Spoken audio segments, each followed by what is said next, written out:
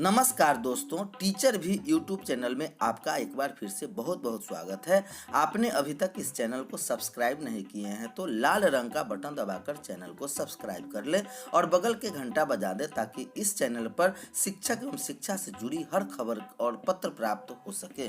स्वच्छता को लेकर जिले के सरकारी स्कूल को मिला अल्टीमेटम। जिले के 99% स्कूल स्वच्छता के प्रति लापरवाह। 3290 स्कूल में से महज 10 स्कूल ही हुए शामिल। स्वच्छ विद्यालय पुरस्कार के लिए पोर्टल पर करना था नामांकन। स्वच्छता पुरस्कार में जिले के 99% स्कूल की दिलचस्पी नहीं है। स्वच्छ विद्यालय पुरस्कार को लेकर किए जा रहे रजिस्ट्रेशन से कतराने वाले स्कूलों की संख्या यही कहती है। जिले के 3290 स्कूल में से महज 10 स्कूल ही स्वच्छता दौड़ में शामिल हुए हैं। ऐसे में स्वच्छता पुरस्कार कैसे मिलेगा, इसे लेकर अधिकारियों की गर्दन भी फंस गई है। स्वच्छ विद्यालय पुरस्कार के दौरान में जिले के 3290 स्कूलों को पोर्टल पर रजिस्ट्रेशन करना था और इसके बाद सभी इंडिकेटर को भरते हुए प्रक्रिया पूरी करनी थी। जिले की स्थिति यह कि रजिस्ट्रेशन तो 640 स्कूल ने कर लिया, मगर जब सभी इंडिकेटर को भरते हुए प्रक्रिया पूरी करने का समय आया तो अब तक 10 स्कूल ही प्रक्रिया पूरी कर पाए हैं। स्वच्छ विद्यालय पुरस्कार की दौड़ में पोर्टल पर स्कूलों की संख्या की समीक्षा में यह मामला सामने आया है। डीपीओ सर्व शिक्षा अभियान ने सभी को 15 दिसंबर तक का अल्टीमेटम दिया है। प्रखंड साधन सेवी लेखा सहायक का वेतन होगा बंद। डीपीओ सर्व शिक्षा अभियान अमरेंद्र पांडे ने सभी प्रखंड साधन सेवी और लेखा सहायक को इस मामले में अल्टीमेटम दिया है। डीपीओ ने कहा कि अगर 16 दिसंबर तक लक्ष्य पूरा नहीं होता है तो सभी का वेतन बंद करते हुए विभागीय कार्रवाई की जाएगी। इन इंडिकेटर पर देना था स्कूलों को सबूत। स्कूल में स्वच्छता की स्थिति, पानी की व्यवस्था, शौचालय की व्यवस्था, नैपकिन पैड डिस्पोजल करने की व्यवस्था, ये मुख्य कारण थे और इनको पूरा करके देना था, जो अभी तक इस विद्यालय के स्वच्छता को लेकर नहीं दे रहे हैं। ई संवर्धन से बाहर हुए 107 निजी विद्यालय। यह खबर पटना से आ रही है। प्रदेश के विभिन्न जिलों के शहरों में गली कुचे में संचालित हो रहे निजी विद्यालयों के संचालकों पर सरकार नकेल कसने जा रही है। ऐसे निजी स्कूलों का ई संवर्धन के लिए शिक्षा विभाग ने पोर्टल पर ऑनलाइन आवेदन मांगा था, जिसकी मियाद 31 दिसंबर तक है। अब देखा जा रहा है कि प्राप्त आवेदनों की जांच में बिना मान्यता के 107 निजी विद्यालय पाए गए हैं। यानी ऐसे विद्यालय केवल कागज पर सीबीएसई या अन्य बोर्ड से बिना मान्यता प्राप्त के संचालित हो रहे हैं।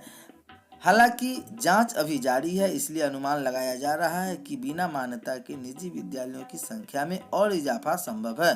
मान्यता प्राप्त स्कूल में विद्यालयों के भरते हैं परीक्षा फॉर्म। शिक्षा विभाग के एक अधिकारी ने बताया कि जिन विद्यालयों की मान्यता नहीं है उस पर कार्रवाई हेतु संबंधित डीएम एवं डीईओ को निर्देश दिया गया है। साथ ही ऐसे विद्यालयों को ई संवर्धन से बाहर कर दिया गया है। दिलचस्प बात यह है कि ऐसे विद्यालय में नामांकित विद्यार्थियों की अच्छी खासी संख्या है। जांच से पता चला है कि ज्यादातर संचालकों द्वारा नामांकित विद्यार्थियों परीक्षा फॉर्म किसी मान्यता प्राप्त विद्यालय से भरवाते हैं। इन विद्यालयों के पास न भवन है और न ही अन्य सुविधाएं।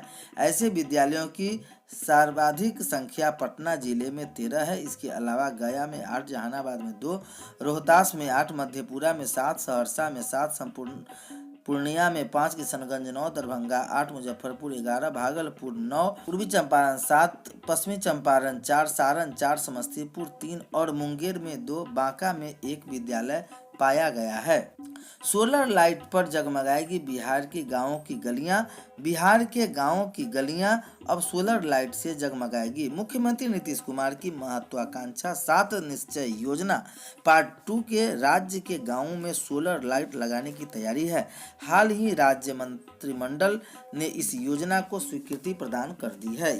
जिस कंपनी को सोलर लाइट लगाने का जिम्मा दिया जाएगा उसे ही अगले 5 साल तक स्ट्रीट लाइट जिम्मा सौंपा जाएगा। बिहार में चल रहे पंचायत चुनाव के बाद सोलर स्ट्रीट लाइट लगाने की प्रक्रिया शुरू हो जाएगी। ब्रेडा के निर्देशक आलोक कुमार के अनुसार गांव में सोलर स्ट्रीट लाइट लगाने के लिए जो एजेंसी स्ट्रीट लाइट लगाएगी उसे अगले 5 वर्ष तक स्ट्रीट लाइट के रख रखाव का भी जिम्मा सौंपा जाएगा।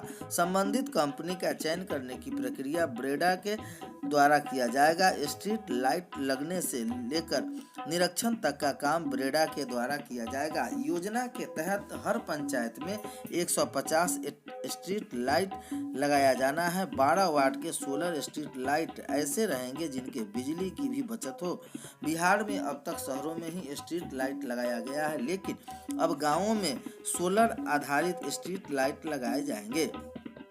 16 दिन से 2 दिनों में स्ट्राइक पर रहेंगे बैंक कर्मी, निपटा लें जरूरी काम। 16 और 17 दिसंबर को बैंक के निजीकरण के विरोध में हड़ताल पर रहेंगे बैंक कर्मी। देश भर के सरकारी बैंकों में 16 और 17 दिसंबर को कर्मचारियों की हड़ताल घोषित है। United forum of bank union की ओर से इसका आह्वान किया गया है। यह 9 सरकारी बैंकों की यूनियन का संयुक्त मंच है। यह हड़ताल बैंकों के प्राइवेटाइजेशन के विरोध में किया जा रहा है। जनता के दरबार में आज सीएम नीतीश कुमार जनता के दरबार में मुख्यमंत्री इस सोमवार को मुख्य रूप से शिक्षा, स्वास्थ्य और समाज कल्याण विभाग से जुड़े मामले को सुनेंगे।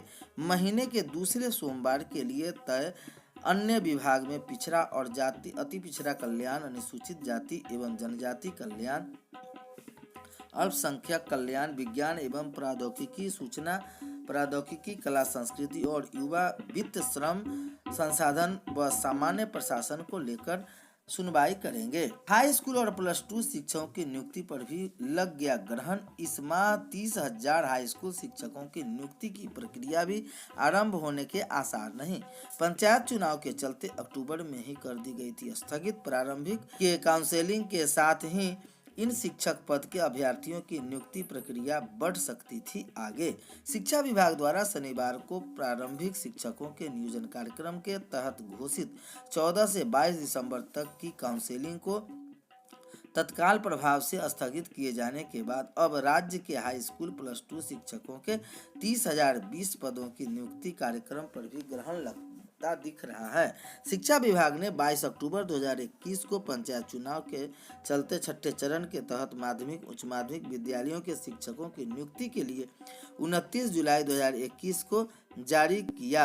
नियोजन शेड्यूल के अगले आदेश तक के लिए स्थगित कर दिया गया था। इसे स्थगित करते हुए तब शिक्षा विभाग ने अधिसूचना में कहा था कि पंचायत निर्वाचन